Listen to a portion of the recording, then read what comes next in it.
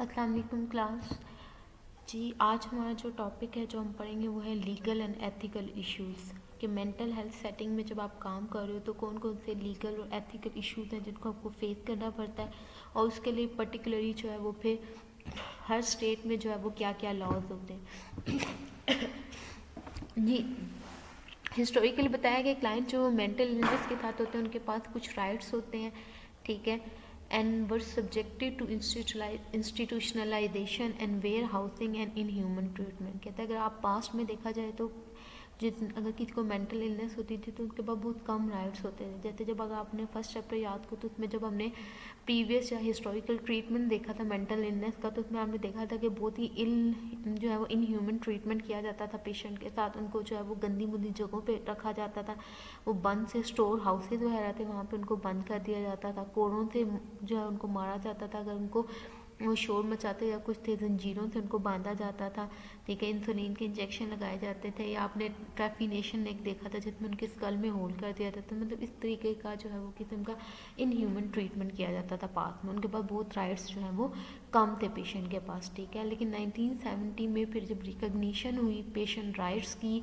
तो उसकी वजह से फिर चेंजेस आए थे इन लॉ गवर्निंग कमिटमेंट, जिसने जो है वो पेशेंट के राइट्स में जो है वो फिर इम्प्रूवमेंट लेके आई थी, ठीक है। जबकि पास्ट में देखा जाए तो पेशेंट के साथ बहुत ही बुरे सलूक होते थे। अब ये कुछ राइट्स ऑफ क्लाइंट हैं और उन राइट्स से रेलिवेंट जो है वो फिर कुछ इशू थे जिसकी वजह से मजीद जो है वो कुछ लॉ जो है वो फिर बनाए गए।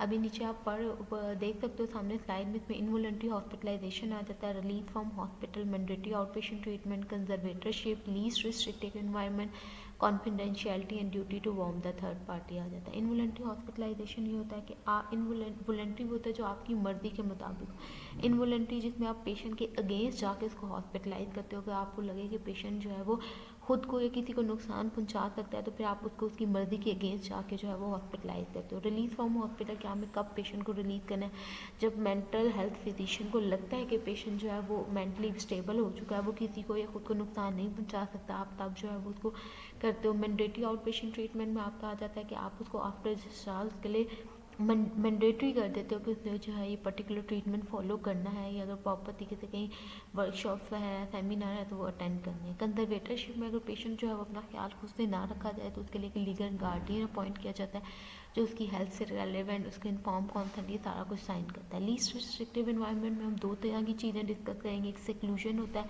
और एक रीस्ट्रेन होता है। रीस्ट्रेन ये होता है कि जिसमें आप जो होता है यहाँ ह्यूमन रिस्ट्रेन होता है जिसमें कोई उसे पकड़ के बैठ जाता है अगर वो बहुत ज़्यादा अग्रेसिव हो, या उसको जो है वो रस्सी के साथ या जंजीरों के साथ बांध दिया जाता है, वो होता है रिस्ट्रेन। और सेक्लूजन ये होता है जिसमें उसको एक कमरे के अंदर बंद कर दिया जाता है, जिस कमरे में प्रॉपर तरीके से एक डोर, एक विंडो हो, कैमरा होता है जिससे आप पेशेंट की सारी मूवमेंट्स को जो है वो ऑब्जर्व कर लेते हो। कॉन्फिडेंशियलिटी में कि आपने पेशेंट की कॉन्फिडेंशियलिटी को ब्रीच नहीं करना, लेकिन कुछ सिचुएशन ऐसे आ जाती हैं जब आप थर्ड पार्टी को इन्फॉर्म करते हो तो वो आपका लास्ट में आ जाता है duty to on the third party.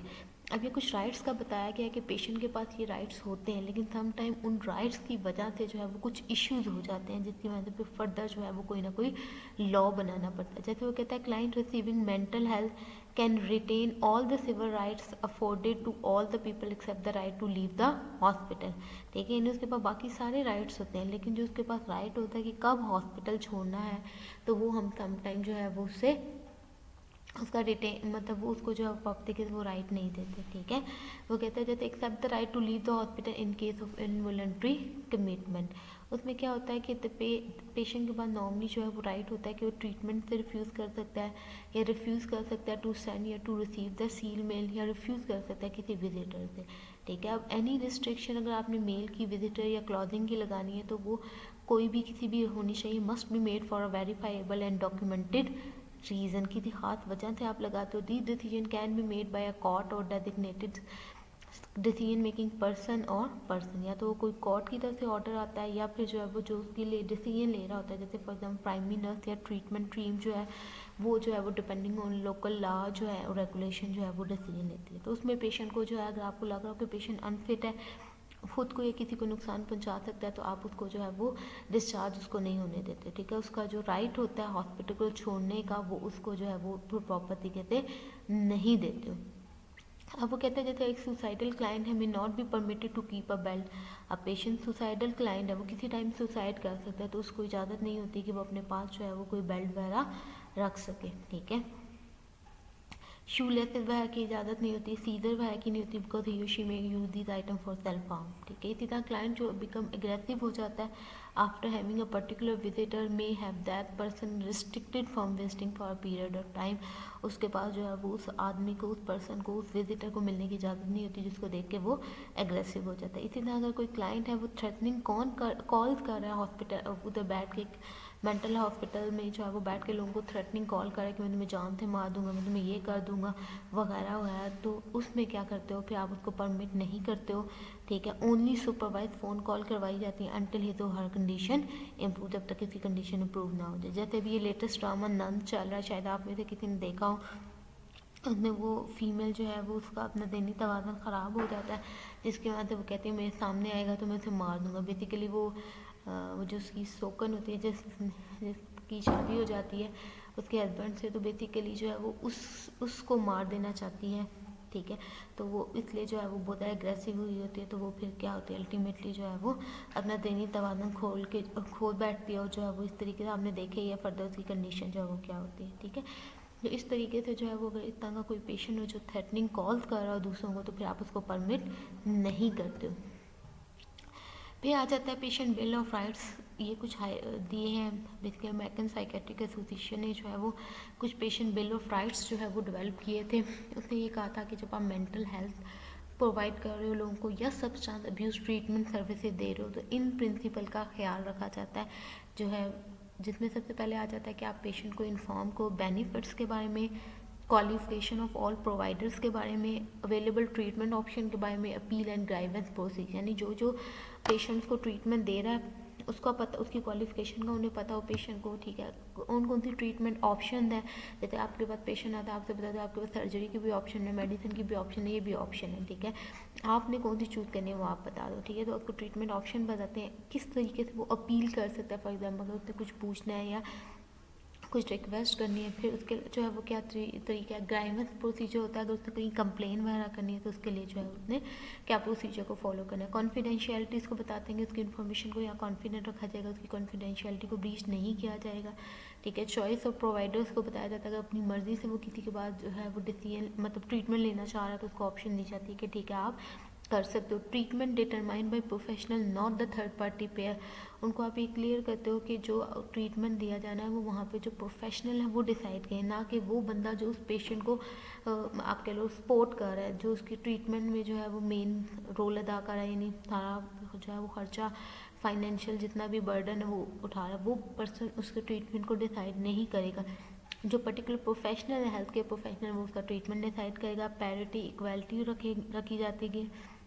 रखी जाएगी सारे पेशेंट में। नॉन डिस्क्रिमिनेशन, कोई डिस्क्रिमिनेशन नहीं होगा, तादाद नहीं होगा पेशेंट में। All the benefit with in the scope of benefit plan, जो बेनिफिट प्लान उसके अंदर सारे जो है वो उसके अंदर जो है वो मैक्सिमम जितने भी बेनिफिट्स पेशेंट को दिए जा सकते हैं वो किया जाएगा। ट्रीटमेंट जो afford greatest protection and benefit, patient के हिसाब से देखा जाएगा, इधर वो ट्रीटमेंट को अफोर्ड कर सकता है या नहीं करता, और जो उसको ट्रीटमेंट दिया जाएगा उसमें मैक्सिमम उसके बेनिफिट प्रोवाइड किया जाएगा। अब fair and valid treatment review process, ठीक है, जो भी ट्रीटमेंट दिया जाएगा वो फेयर होगा, वैलिड होगा।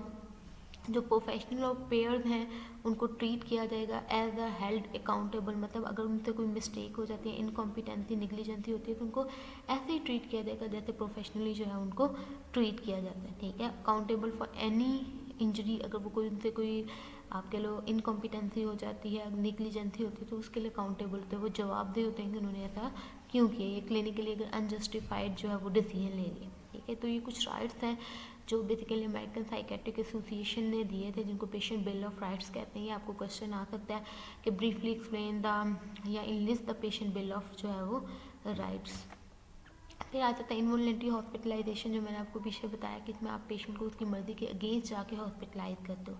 जैसे वो सामने मेंशन किया गया है कि most client are admitted to the inpatient setting on a voluntary basis, which mean they are willing to seek treatment and agree to hospital, अपनी मर्जी से एडमिट होते हैं और ट्रीटमेंट लेते हैं। जबकि कुछ क्लाइंट ऐसे होते हैं however do not wish to be hospitalize and treat, वो कहते हैं हमें ना ही हॉस्पिटलाइज किया जाए ना ही ट्रीट किया जाए तो बेहतर है। हेल्थ केयर प्रोफेशनल रिस्पेक्ट करता है दीज विशेज को, unless client are a danger to them self और अदर। अगर वो खुद को या दूसरों को नुकसान पहुंचा सकते हैं, फिर आप उनकी स्पीशीज़ की रिस्पेक्ट नहीं करते हो, ठीक है। दे आर थ्रेटनिंग और हैव अटेम्प्टेड सुसाइड या represent a danger to other.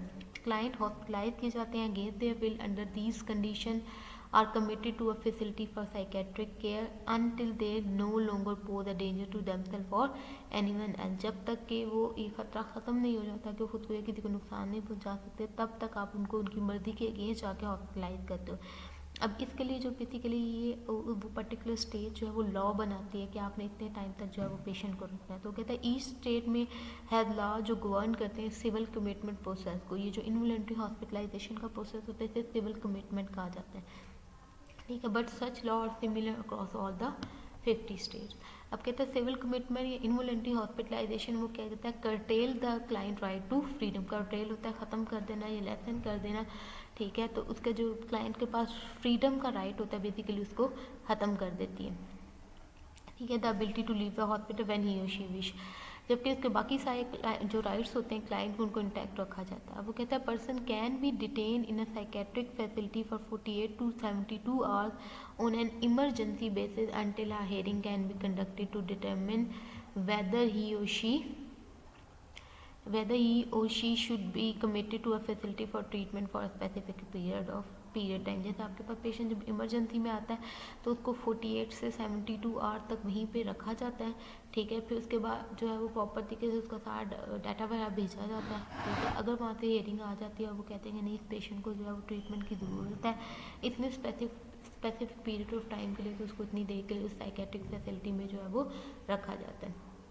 हम कहते हैं many state have similar law governing the commitment of client with substance abuse problem. जैसे ये जितने भी सब्सटेंस अब्यूज सेंटर्स हैं यहाँ पे 3 या 6 महीने तक पेशेंट को रखा जाता है। ये इनका फिक्स होता है, ऐसा नहीं होता कि किसी पेशेंट को आपने 2 महीने के लिए रख लिया, किसी को 1 मंथ के लिए, ठीक है। तो उस पेशेंट को कम से कम आप 3 या 6 महीने तक वहाँ पे उस सेटिंग में रखा जाता है। जब वो पेशेंट को वहाँ एडमिट करवाने आता है तो उनसे बाकायदा वो फॉर्म फिल करवाया जाता है जिसमें वो साइन करवाते हैं कि इतने टाइम तक जो है वो आपके पेशेंट को हम यहाँ रखेंगे, ठीक है। बेसिकली लेकिन कोई लॉ शॉ तो नहीं होता, वो तो आप कह लो उस इंस्टीट्यूशन की जो है वो एक कमिटमेंट होती है उसमें होता है, ठीक है। लेकिन वैसे जो है वो जैसे बहुत सारे पेशेंट्स होते हैं वो कहते हैं क्यों हमें जो है वो हॉस्पिटल सेटअप में रखा गया, जब हम नहीं चाहते तो वो केस कर देते हैं। तो उस केस में जो है वो पे ये लॉ बनाया जाता है जिसमें उनको कहा जाता है क्योंकि ये पेशेंट किसी को नुकसान पहुँचा सकता था, इसलिए जो है वो इसकी मर्जी के अगेंस्ट जाके इसको हॉस्पिटलाइज किया गया, ठीक है। अच्छा जी, many state have similar law governing the commitment of client with substance abuse problem who represent a danger to themselves और other when under the influence, ठीक है। जब वो उस ड्रग के इन्फ्लुएंस के अंदर होते हैं तो वो किसी को भी हार्म पहुंचा सकते हैं। रिलीज फ्रॉम हॉस्पिटल वो कहता है client admitted to the hospital voluntary have the right to leave provided they do not represent a danger to themselves और अदर, ठीक है। अगर तो किसी को नुकसान नहीं पहुंचा रहे तो उनके पास राइट है वो अपनी मर्जी से हॉस्पिटल को लीव कर सकते हैं, ठीक है। प्रॉपर तरीके से साइन करते हैं, रिटर्न रिक्वेस्ट फॉर डिस्चार्ज और रिलीज हो जाते हैं, ठीक है। अगर वॉलंटरी क्लाइंट लेकिन अगर पेशेंट जो है वो डेंजरस है टू हिमसेल्फ और herself to sign a request for discharge तो साइकेट्रिक फैसिलिटी उस केस में क्या करती है, वो साइकेट्रिस्ट जो है वो फाइल करता है for civil commitment to detain the client against his और हर विल। ऐसे नहीं है कि आप उसको अपनी मर्जी से अंदर रख लेते हो, आप उसके लिए पहले जो है वो एक फाइल करते हो सिविल कमिटमेंट कि इस पेशेंट को हम इतने पर्टिकुलर पीरियड के लिए यहाँ रखना चाह रहे हैं, क्योंकि अगर हम इसको डिस्चार्ज करेंगे तो ये खुद को या किसी को नुकसान पहुँचा सकता है, ठीक है। तो फिर वेट किया जाता है until a hearing can take place to decide the matter. फिर आता है कहता है वाइल इन द हॉस्पिटल जो कमिटेड क्लाइंट होता है वो may take medication and improve fairly rapidly making him or eligible for discharge when he she no longer represent discharge. लेकिन कुछ क्लाइंट क्या होते हैं कि जब आप उन्हें डिस्चार्ज कर देते हो वो stop taking their medication after discharge और एक दफ़ा दोबारा से जो है वो सीधा थ्रेटनिंग अग्रेसिव और डेंजरस बन के आ जाते हैं, ठीक है। तो इसी वजह से जो मेंटल हेल्थ क्लिनिशियन है increasingly have been held legally liable from criminal action of such client। अब पेशेंट को वो यहाँ से डिस्चार्ज करके भेज देते हैं क्योंकि उसमें बेहतरी आ रही थी, लेकिन वहाँ जाके वो क्या करते हैं किसी को मार देते हैं, किसी को जो है या खुद को जो है आपको नुकसान पहुँचा देते हैं। तो उस केस की वजह से फिर वो बात मेंटल हेल्थ क्लिनिशियन पे आ जाती है कि आपने पेशेंट को क्यों डिस्चार्ज किया जब आपको था कि पेशेंट जो है वो फिट नहीं है, वो खुद को या किसी को नुकसान पहुंचा सकता है, ठीक है। तो इसके लिए फिर उनको जवाबदार होना पड़ता है मेंटल हेल्थ क्लिनिशियन को। तो इसलिए फिर जो है वो उन्होंने ये लाओ बनाए, इसके लिए आवाज़ उठाई, डिबेट की कि जो है वो सिविल कमिटमेंट का जो है वो जो दिस सिचुएशन जो है वो contribute to debate about extended civil commitment for dangerous client, कि इस तरह के डेंजरस क्लाइंट के लिए जो सिविल कमिटमेंट को जो है वो यानी इनवॉलंटरी जो हॉस्पिटलाइजेशन का पीरियड है उसको थोड़ा एक्सटेंड किया जाए। फिर आपके पास आ जाता है mandatory out patient treatment. Mandatory out patient treatment में कहता है लीगली जो mandatory out patient treatment is the requirement that client continue to participate in the treatment on an involuntary basis after their release from the hospital into the community। अब जैसे they may involve taking the prescribed medication, उन्होंने अपनी keep appointment with the health care provider for follow up, अगर उनको जो है वो follow up के लिए बताया गया इस डेट को आना तो उन्होंने उसको फॉलो करना है, ठीक है। अगर वो नहीं फॉलो करेंगे तो उसमें जो है वो फिर उन पर ऑब्जेक्शन होगा या उन पर होगा कि उन्होंने क्यों नहीं किया। या अटेंडिंग स्पेसिफिक ट्रीटमेंट प्रोग्राम, जैसे कोई वर्कशॉप वगैरह, कोई सेमिनार वगैरह, ठीक है, या कोई थेरेपी वगैरह, ग्रुप थेरेपी वगैरह, वो सारी चीज़ें। अब बेनिफिट क्या होते हैं मैंडेटरी आउट पेशेंट ट्रीटमेंट के, किस में एक तो पेशेंट का हॉस्पिटल स्टे कम हो जाता है। जब आप पेशेंट को कहते हो कि उसने घर जाके लाजमी करना है तो वो घर से ही ट्रीटमेंट ले लेते हैं। एक तो हेल्दी इन्वायरमेंट घर की मिल जाती है, ठीक है, हॉस्पिटल स्टे कम होता है, तो जो हॉस्पिटल की वजह से एक साइड इफेक्ट आते हैं पेशेंट पे वो मिनिमम हो जाते हैं। Although these individual may be hospitalize more frequently, ठीक है, हो सकता है मोर फ्रीक्वेंटली उन्हें हॉस्पिटलाइज करना पड़े according to condition. Reduce mortality risk for client consider dangerous to self और अदर। मॉर्टेलिटी रिस्क जो है वो कम हो जाता है मैंडेटरी आउट पेशेंट ट्रीटमेंट से।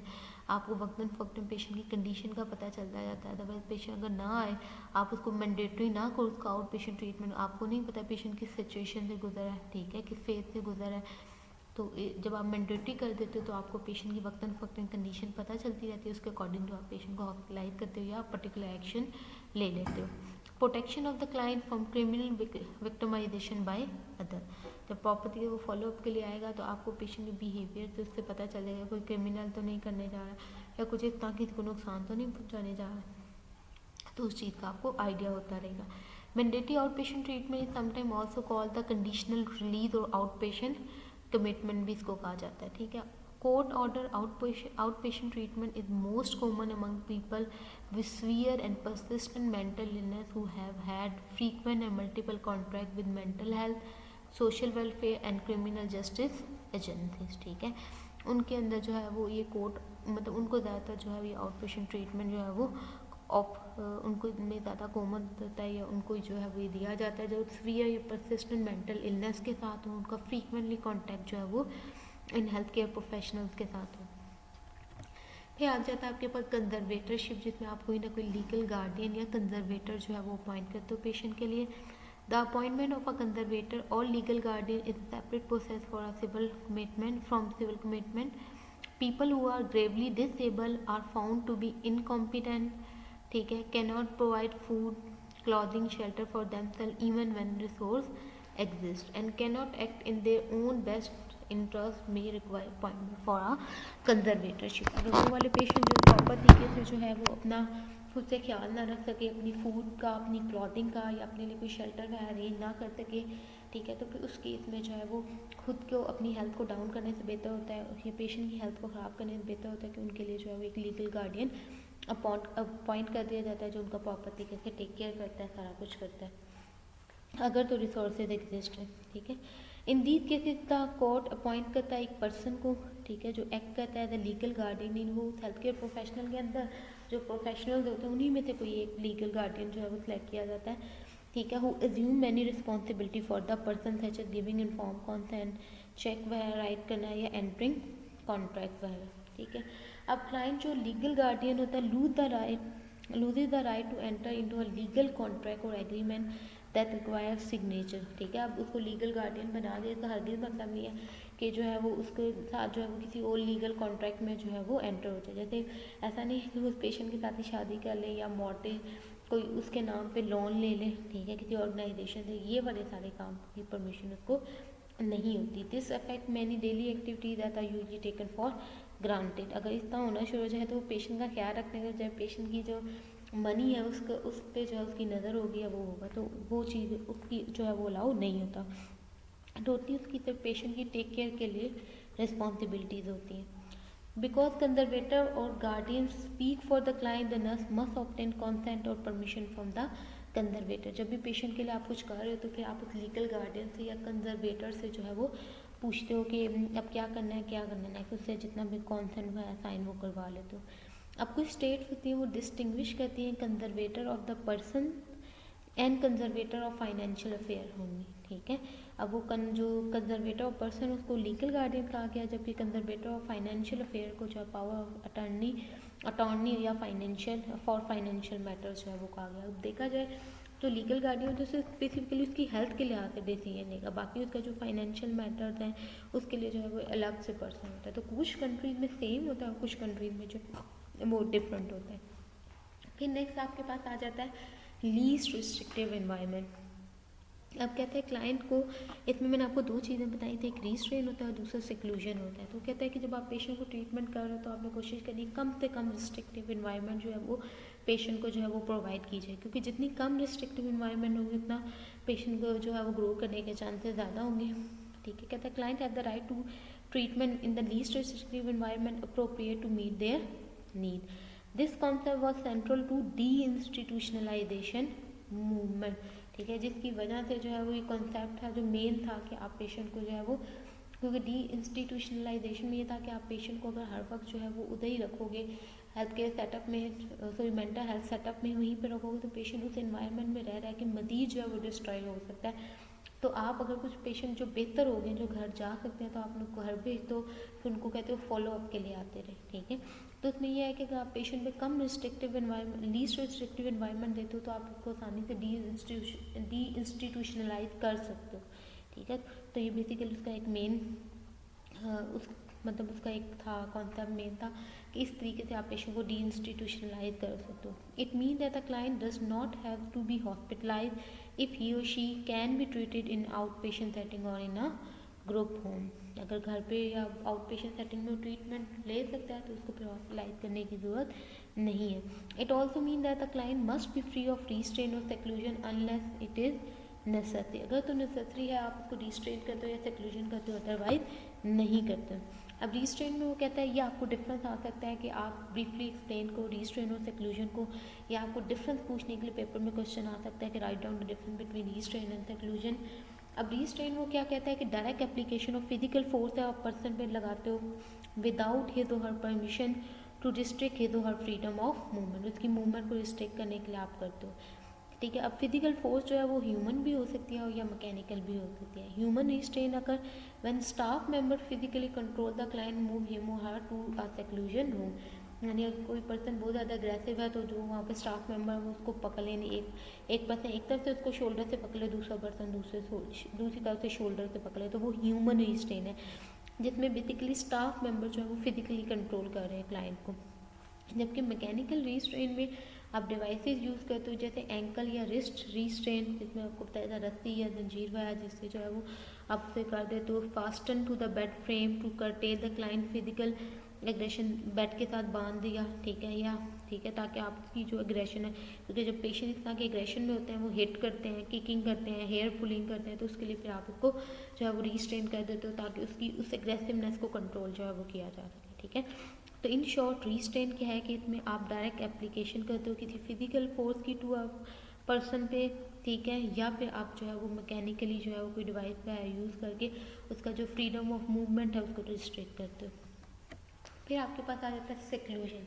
सेक्लूजन में आपको बताया था कि उसमें आप पेशेंट के कमरे के अंदर जो है वो बंद कर देते हो बेसिकली, जिसमें आपने प्रॉपर तरीके से एक विंडो होता है, एक डोर होता है और एक कैमरा लगाया तो इससे आप पेशेंट की जो है मूवमेंट को कंट्रोल करते रहते हो।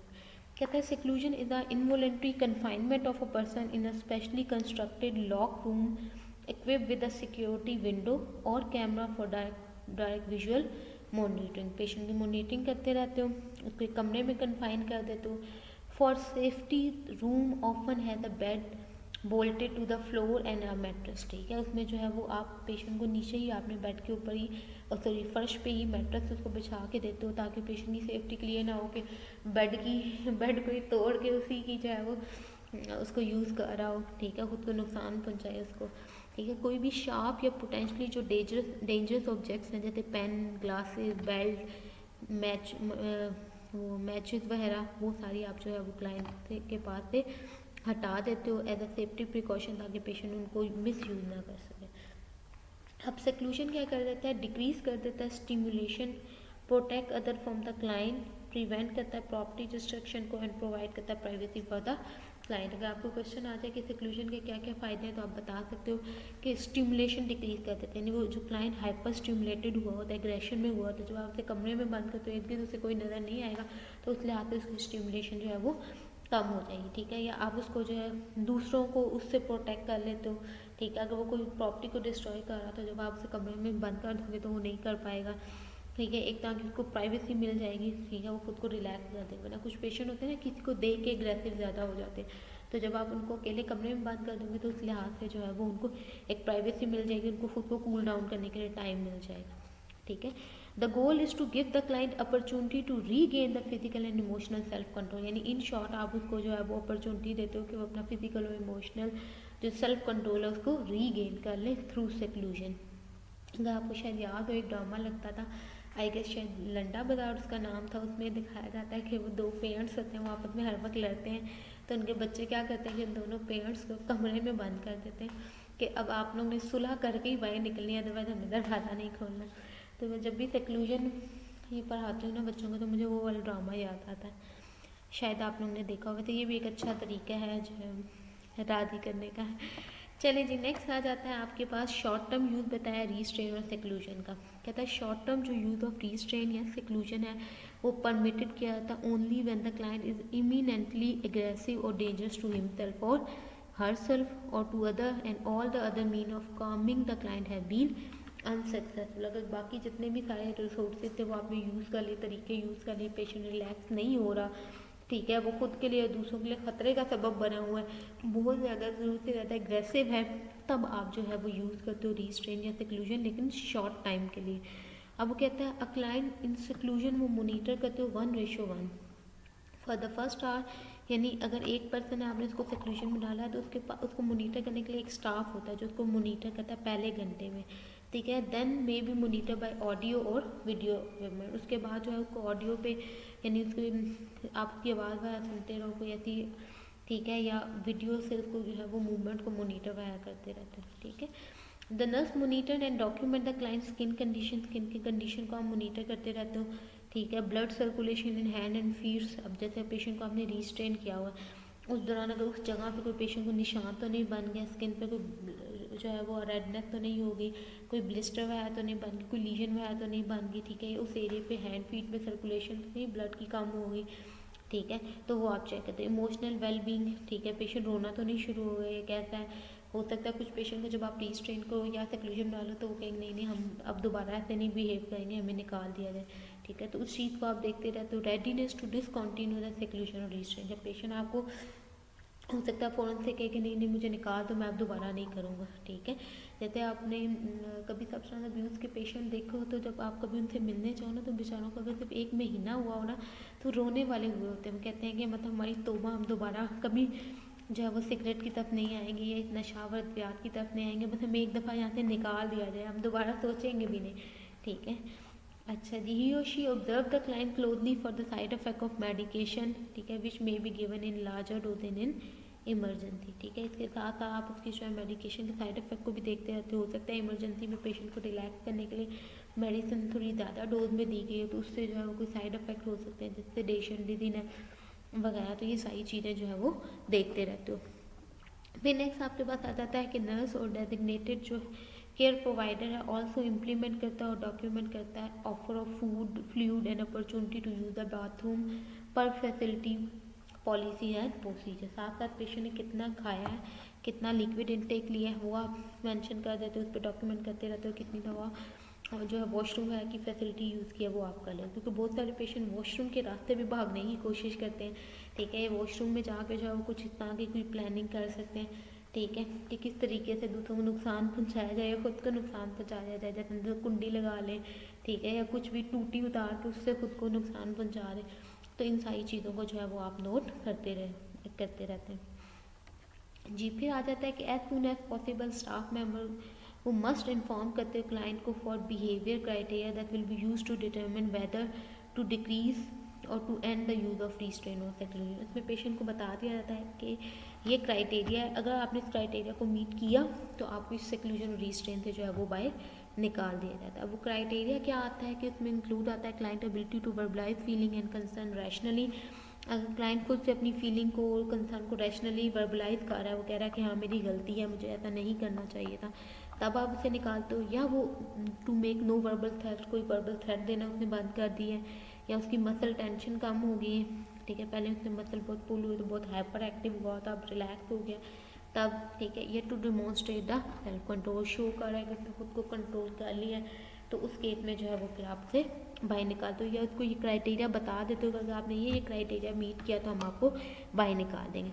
If the client remain in restraint for 1 to 2 hours, तो 2 staff can free 1 limb at a time for movement और एक्सरसाइज। अगर 1 से 2 घंटा हो गया उसको रिस्ट्रेन किया तो उसका फिर आप कुछ देर के लिए जो है वो, जैसे अगर दोनों बाजू को रिस्ट्रेन किया तो एक बाजू को आप कुछ टाइम के लिए छोड़ देते हो कि उसको हिला जुला ले, एक्सरसाइज वगैरह के, अदरवाइज वहाँ पे सर्कुलेशन स्टॉप हो सकती है। Frequent contact by nurse promote the ongoing assessment of the client wellbeing and self control. Frequently अगर नर्स पेशेंट का कॉन्टैक्ट करती है, मिलती रहे ड्यूरिंग रीस्ट्रेन हो सेक्लूजन, तो आपको पेशेंट की फिजिकल कंडीशन का, उसके सेल्फ कंट्रोल का, उसकी वेलबींग का जो है वो स्टाफ को आइडिया होता रहता है, ठीक है। इसके अलावा आपको provide an opportunity for the nurse to reassure the client that restraint is a restorative not a punitive procedure. उसमें साथ साथ उसको ये क्लियर किया जाता है पेशेंट को कि आपको जो रिस्ट्रेन किया गया आपको पनिशमेंट नहीं दी गई, बेसिकली आप जो इमोशनली अनस्टेबल हो गए थे उस अनस्टेबिलिटी से आपको स्टेबिलिटी की तरफ लाने के लिए कोशिश की गई है। आप ये पेशेंट को क्लियर करते हैं, क्योंकि बहुत सारे पेशेंट इसको समझते हैं कि शायद पनिश किया गया, या उनकी फैमिली को ये लगता है कि जो है वो शायद हमारे क्लाइंट को जो है वो पनिश किया गया, हमारे पेशेंट को जो है पनिश किया गया, तो उसमें जो है वो नर्स पे क्लियर करती है।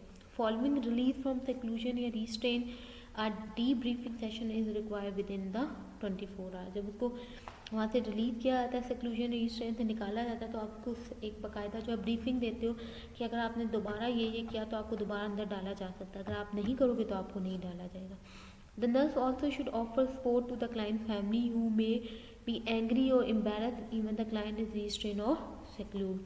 हो सकता है वो एम्बेरस्ड हो, या हो सकता है वो गुस्से का इजहार करेंगे उनके पेशेंट को क्यों रीस्ट्रेन किया या सेक्लूजन में डाला गया, ठीक है। तो उस केस में जो है वो फिर आप उनको जो है वो बुला के उनको समझाते हैं, उनको इमोशनली सपोर्ट करवाते हैं, उनको कहते हो कि इसमें परेशान होने वाली कोई बात नहीं। A careful and thorough explanation about the client behavior and subsequent use of restraint and seclusion is important, ठीक है। आप उसको क्लाइंट के बिहेवियर के बारे में, उसके यूज़ के बारे में फैमिली को जो है वो एक्सप्लेन करते हो। If the client is an adult however such discussion require a sign release of information. अगर तो पेशेंट एडल्ट है तो फिर उसमें आप उससे साइन ले लेते हो उनकी फैमिली से, ठीक है, कि जो है वो फैमिली को इसी तरीके से इन्फॉर्म कर दिया गया और फिर पेशेंट को जो है वो अकॉर्डिंग टू नीड जो है वो हमने सेक्लूजन में डाला या रीस्ट्रेन में डाला, ठीक है। इन case of minor children the signed consent is not required to inform the parents or guardian about the use of restraint or seclusion case of children फिर ज़रूरत नहीं होती। Providing the family with information may help prevent legal or ethical difficulty। अगर आपने family को बता दिया तो फिर आप एथिकल या लीगल प्रॉब्लम से बच हो सकते हैं। हाँ, आपने उसको सेक्लूजन में डालो, उनके अटेंडर आगे आप पे जो है वो केस कर दे कि क्यों हमारे जो है वो पेशेंट को आपने क्यों सेक्लूजन में डाला है, तो उसमें आपके पास भी जो है वो एक प्रॉपर तरीके से जो है वो डॉक्यूमेंटेशन होती है, साइन होता है कि हमने जो है वो उनको इन्फॉर्म करके जो है वो पेशेंट को इसमें डाला गया। फिर आपके पास आ जाता है कॉन्फिडेंशियलिटी। वो कहता है द प्रोटेक्शन एंड प्राइवेसी जो है personal health information, protection privacy of personal health information is regulated by the federal government through health insurance portability and accountability act, ठीक है। उसमें जो है वो बहुत civil and criminal penalties exist for violation of patient privacy. अगर आप patient की प्राइवेसी को वायलेट करते हो तो उसमें जो है वो आपको फिर कोई ना कोई पेनल्टी जो है वो भरनी पड़ती है, ठीक है। इन केस ऑफ सिविल में फ़ाइन होगा और क्रिमिनल में प्रिजन वगैरह की सेंस में, ठीक है।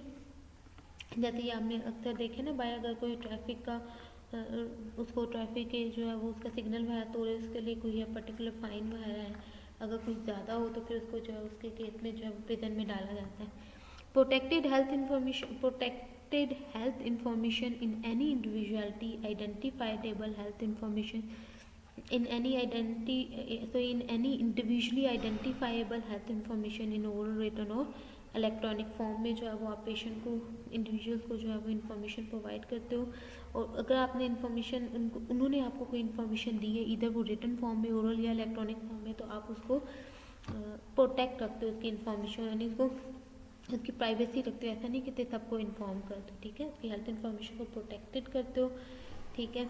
Many health and substance abuse record have additionally specific protection under the privacy rule. जो जो उनके रूल होते हैं उसके अकॉर्डिंग टू आप उनकी इन्फॉर्मेशन को जो है वो रिकॉर्ड में रखते हो।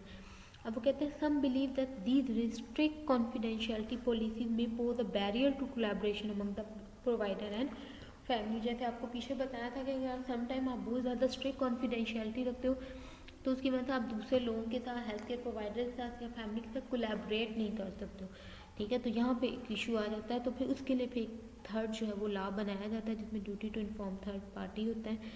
जैसे वो कहता है in community mental health setting में compliance with the privacy rule has decreased communication and collaboration among the provider and communication with family caregiver, which may have a negative impact on a patient care as well as right of the family। आप patient की बातों को उनकी family को तो नहीं पहुंचा रहे, तो फिर जो उसकी वजह से फैमिली प्रॉपर्टी के ख्याल जाते हैं। अब एक बच्चा है वो कहता है कि मतलब मुझे पेरेंट्स प्रॉपर्टी के से टेंशन नहीं देते, तवज्जो नहीं देते, इसमें मेरा दिल कहता है मैं घर छोड़ के भाग जाऊँ, ठीक है। अब कहने को आप उसकी इन्फॉर्मेशन अगर उसकी फैमिली को बताओगे तो ये कॉन्फिडेंशियलिटी ब्रीच करने की बात है, लेकिन अब आपने उसकी फैमिली वालों को इन्फॉर्म इस सेंस में करना है कि कहीं पेशेंट वो बच्चा वाकई ना भाग जाए, ठीक है, कुछ ऐसा ना कर जाए, तो उसमें आप फैमिली को पहले से वार्न करते हो कि इस तरह का गलत कदम उठा सकता है, आप मुहतात रहें, ठीक है, नज़र रखें बच्चे पे, ठीक है, ताकि बाद के जो है वो किसी सर्कमस्टांसेस से बचा जा सके, या उसके लिहाज से उसको जो है वो प्रॉपर्टी के क्या क्या जो है वो थेरेपी की ज़रूरत है, क्या करनी है वो आप करते हो, ठीक है। जब आप पेशेंट की प्रॉब्लम दूसरे हेल्थ केयर प्रोवाइडर के साथ डिस्कस करते हो तो उससे आपको कोई ना कोई अच्छा जो है वो आउटकम पता चल सकता है। Education program for the client and family about the privacy regulation as well as establishment of open line of communication between client and family before crisis occur may help relieve these difficulties, ठीक है। तो इसमें जो है वो अगर आप जो है प्रॉपर तरीके से जो है वो एजुकेशन देते हो क्लाइंट्स को, फैमिली को, कि किन बातों में प्राइवेसी का ख्याल रखा जाएगा, किन में नहीं रखा जाएगा, या किन एरियाज पे कम्युनिकेशन प्रॉपर होनी चाहिए क्लाइंट्स और फैमिली के दरमियान, तो फिर आप इस तरह की क्राइसिस से जो है वो बचा जा सकता है। Duty to warn the third party में आता है one exception to the client right to confidential is the duty to warn based on California Supreme Court decision in Tarasoff regent of University of California. ये basically वहाँ पे जो है वहाँ पे कुछ हुआ था, उसकी वजह से फिर ये फर्दर जो है वो डिसीजन लिया गया था कि आप थर्ड पार्टी को इन्फॉर्म करोगे। As the result of this decision mental health clinician have a duty to warn identified able third parties of threat made by the client. Client ने जो थ्रेट्स दी होती हैं वो आप थर्ड पार्टी को फिर इन्फॉर्म कर देते हो। Even these threats were discussed during therapy session otherwise protected by the privilege. अगर वो थेरेपी सेशन के दौरान वो इस तरह की थ्रेट्स दे रहा है फिर आप उसको डिस्कस कर देते हो। अगर आपको लगे इतनी ज़्यादा नहीं है तो फिर आप इन्फॉर्म करने की ज़रूरत नहीं है, ठीक है। जैसे वो एग्जांपल बता रहा है नीचे कि किस तरह की हो तो आप इन्फॉर्म करते हो। जैसे क्लिनिशियन मस्ट बेस हिज और her decision to warn the other on the following. If the client dangers to other, वो जो थ्रेट दे रहा है उसकी वजह से उसको किसी को खतरा है या नहीं। If the danger result of serious mental illness, उसकी वजह से सीरियस मेंटल इलनेस का ख़तरा है या नहीं। इफ़ द डेंजर सीरियस, उसकी वजह से जो वो थ्रेट दे रहा है उसका ख़तरा ज़्यादा सीरियस है या नहीं। और the mean to carry out the threats available, जिस तरीके से वो कह रहा है मैं ऐसे ऐसे करूँगा उसके पास उस तरह के रास्ते हैं भी या नहीं, रिसोर्सेज हैं या नहीं, वो आप देख ले। तो if the danger targeted eight identifiable victim, कोई ख़ास पर्सन है जिसको वो कहता है कि हाँ मैंने इसी को नुकसान पहुँचाना है, ठीक है, तो आप उस हिसाब से वो देख लेते हो। इफ़ द विक्टिम एक्सेसिबल, जिसको उसने नुकसान पहुँचाना है वो उसकी पहुँच में है या नहीं, ठीक है, तब आप देख लेते हो। For example if a man were admitted to a psychiatric facility stating he was going to kill his wife the duty to warn his wife is clear. अब उसने क्लियर कह दिया ना कि मैं अपनी वाइफ को मार दूंगा, तो फिर आप उस केस में जो है वो इन्फॉर्म करते हो उसे। If however a client with paranoia were admitted saying I am going to get them before they get me, वो कहता है मैं I am going to get them, मैं उनको इससे पहले कि वो मुझे ले, मैं उससे पहले ही उनको ले लूँगा। I am going to get them before they get me. ठीक है, जब तक वो मुझ तक पहुँचे मैं उससे पहले उन तक पहुँच जाऊँगा। ठीक है, but providing no other information, तो इसमें कोई आपको मतलब कोई क्लियर नहीं है कि हमें किसको इन्फॉर्म करना है या क्या करना है। Decision about the duty to warn third party usually are made by psychiatrists or by qualified mental health therapists in outpatient setting में वो डिसीजन लेते हैं।